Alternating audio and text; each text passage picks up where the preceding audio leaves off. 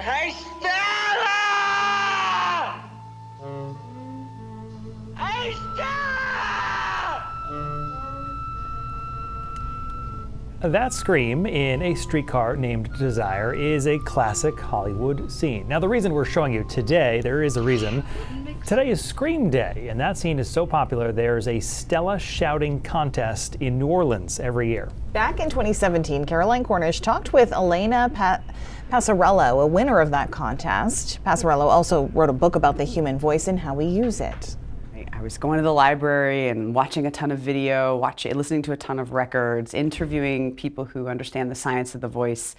But the whole time I realized that there was this sort of key component that I wasn't really addressing, which is the fact that I have one and I use one, and I could probably use it in a kind of dramatic way that would make the book more interesting. So I was really interested in that Brando Stella scream, just because I think it's this great iconic moment of American culture. And then I found out there was a contest, and I was like, oh, this will be really good for the book.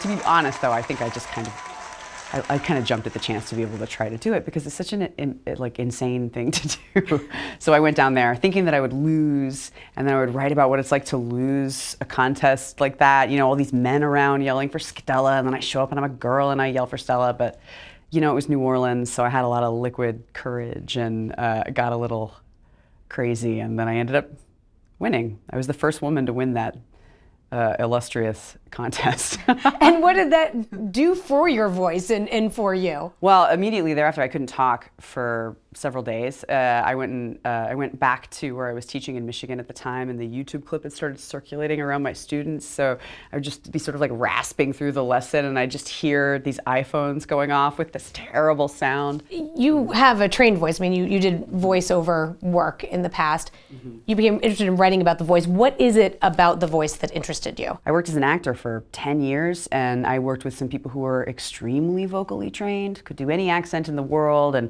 could scream across the quad of this campus. And some nights they would say stuff like, my voice is just corpsing out there, or I don't know what's going on with my voice tonight, or opera singers will just have nights where their voices don't work. So it's this thing that we use every day to talk, to communicate. It feels so intrinsic to who we are, but it's actually very new, and even the best of us have a limited control over it. So it just fascinates me.